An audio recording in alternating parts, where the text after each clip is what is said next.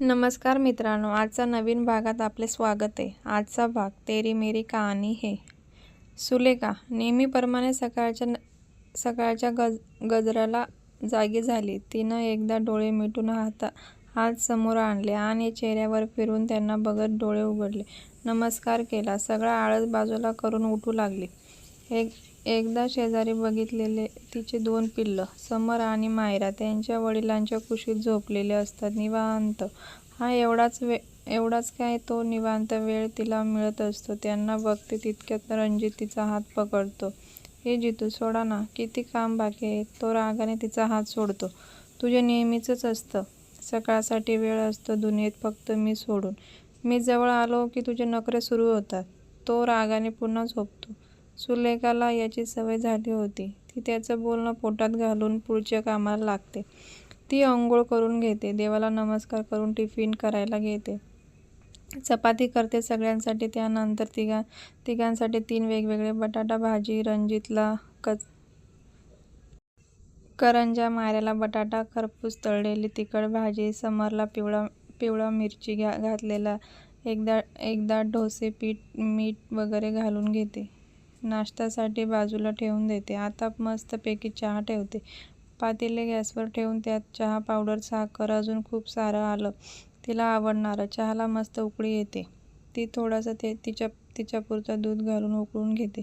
सगळ्या गोष्टी उरकल्यावर खुर्चीत बसते, वाफाळलेल्या चहाचा आस्वाद घेत. एवढंच काय, तो स्वतःसाठीचं ताट, किचनचा टिफिन झाल्यावर आता बाथरूममध्ये जाते. एकदा टबमध्ये निरमा घालून दोघांचे धुवायचे कपडे भिजवत ठेवते.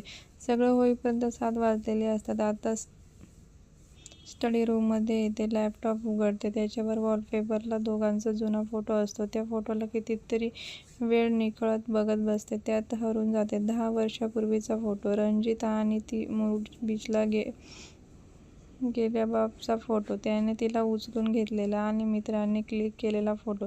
दोघांचंही लव्ह मॅरेज, घरच्यांचा विरोध पत्करून दोघांनी केलेलं लग्न. तीही गंमतच होती. तो एक गव्हर्नमेंट वर्क, छान पगार, पण तिच्या कास्टमधला नाही. पण ती अस्सल 96 कुळी मराठा, परमिशनचा प्रश्नच नाही. अखेर न राहवून घेतलेला निर्णय. रणजित तिला लग्नाच्या आदल्या दिवशी भेटतो. तिच्या घराच्या खाली. ती नेहमीच्या वेळेवर बाहेर येते. तो थांबलेला असतो. ती येणाऱ्या जाणाऱ्याच्या नजरा चुकवत एका कोपऱ्यात उभी राहते. रात्रीचे 12:30 वाजलेले असतात. तो तिला बघतो. दोघांच्या नजरानजर होते. ती त्याला पाहतच त्याच्या गळ्यात पडते. "जितू, किती उशीर रे? " सुलेखा: "अगं हो, किती चिडते. सकाळी तयारी करत होतो. " रणजित: "खरंच उद्या लग्न करतोय आपण? " सुलेखा: "हो, करायचं ना. तयार आहेस तू? " लेखा: "हो आहे ना. उद्या नाही केलं तर बाबा उद्या खरंच लग्न ठरवून टाकतील. " ती रडत त्याला मिठी मारते. "ठीक आहे, उद्या नेहमीप्रमाणे बाहेर पड, मी तुला येईल घ्यायला. " तो तिच्या कपाळावर किस करून निघून जातो उद्याचं प्लॅनिंग करायला. ती तशीच उभी राहून न दिसणाऱ्या त्याच्या वाटेकडे बघत बसते. थोड्या वेळाने घरात निघून जाते. सुलेखा घरात येऊन झोपून जाते. सकाळी लवकरच उठते. बाबा गेलेले असतात कामाला. तन्मय अजून झोपेत असतो. आई बिचारी किचनमध्ये. ती आईजवळ जाते, गळ्यात पडते. "झालं का आवरून? काही पाहिजे का लेका? " "हां माझ्या आई, काही नाही गं.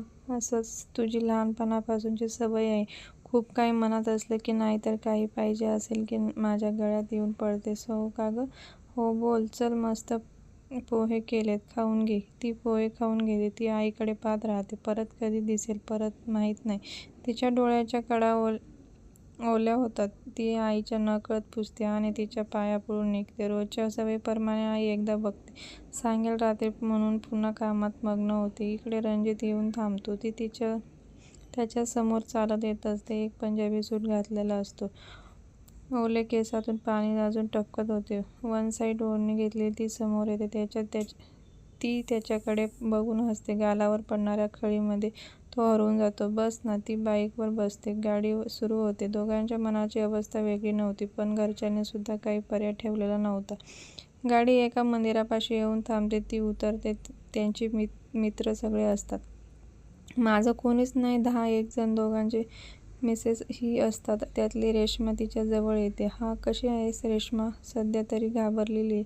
होईल ना गं नीट सगळं? " सुलेखा: "होईल गं. " ती तिला मंदिराच्या रूममध्ये नेते. तिथे साडी देते तिला. सुलेखा साडी नेसून बाहेर येते.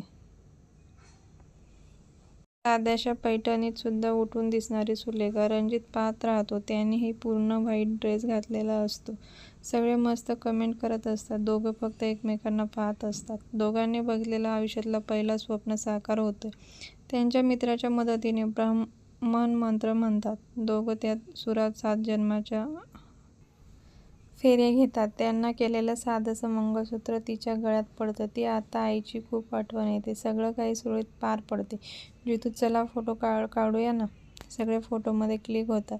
बऱ्याच वेळानंतर सगळे निघतात आणि एक हॉटेलसमोर थांबतात. तो आणि ती नुकतीच लग्न झालेल्या जोडीने प्रवेश करतात. सगळे बसतात. जितू पुढे काय? विनीत, काय ठरलं नाही बघू. जितू, बरं ही एका फ्लाईटची चावी आहे. माझ्या मित्राचा फुल फर्निश आहे. सध्या तरी तिथेच राहा. रेश्माने काही ड्रेस आणले आहेत लेकासाठी. तुझ्यासाठी सुद्धा आहेत काही कपडे. दिलीप, अरे किती कराल आमच्यासाठी. रणजित, त्यात काय, तुझं तेवढंच केलंय. सलीम, ह्या रेश्मा दिलीपचं लग्न आठवतं ना? सगळे हसायला लागतात. पोलीस कंप्लेंट पण झाली होती. आता सगळं काही नीट आहे. विनोद, प्रत्येक गोष्टीला थोडा वेळ दिला की सगळं नीट होतं एक दिवस. आपण त्या दिवसाची वाट पाहावी. रेश्मा, सुलेखा, सगळे फक्त ऐकत असतात. सगळे गप्पा मारत जेवतात. सगळे त्यांना छळतात. ती फक्त बघत असते. सगळे तिथून निघून जातात. रणजित आणि लेका फ्लॅटवर येतात. दोघं आतमध्ये येतात. फ्लॅट खरंच मस्त असतो. दोघेही पाहत राहतात. दोघे सोफ्यावर वर बसतात. तो एक 1 BHK फ्लॅट असतो. लेका, घरी फोन करून सांग आधी, तिला तो सांगतो. ती घाबरतच कॉल करते. रिंग जात असते. पलीकडून आवाज येतो. हा बोल, कशाला फोन केला? मध्येच कोण गेलं का? बाबांच्या तिरसट बोलण्यावर ती बोलायला सुरुवात करते. रणजित शेजारीच असतो. तो पाठीवरून हात फिरवत असतो. ते सांगायचं होतं. अगं बोल की लवकर. मी आज लग्न केलंय. पलीकडून काहीच आवाज येत नाही. थोड्या वेळानंतर बाबा बोलतात. निर्लज्ज, हे सांगण्याआधी आम्हाला तरी मारायचं होतं. बाबाची इज्जत धुळीत मिळवली. वर तोंड करून बोलते. आजपासून तू मेलीस. आम्हाला परत तोंड दाखवू नकोस. फोन खाडकन कट होतो. तसेच तिचे डोळे वाहू लागतात. दोघांना अपेक्षित होतंच. तोही कॉल करतो बाबांना. बोला. कसा काय कॉल केला? मी लग्न केलंय आज. वा, आनंदाने सांगतोय. आम्ही मेलो काय तुला असं लग्न करायला? तुझं तोंड दाखवू नको. मला त्यालाही हे होणार माहीत होतं. आत्ता 7 जन्माच्या गाठीत बांधलेले दोघं जुन्या नात्याच्या तुटलेल्या दर्यामध्ये अडकलेले असतात. ती तशीच उठून रूममध्ये जाते आणि दरवाजा लावते. तिच्या आसवांना वाट करून देते. तो तसाच दरवाजा ठोठावतो. रात्र तिच्या असलेल्या प्रेमासाठी. कसा वाटला आजचा भाग? कमेंट करून नक्की सांगा आणि चॅनलला सबस्क्राईब करा. धन्यवाद.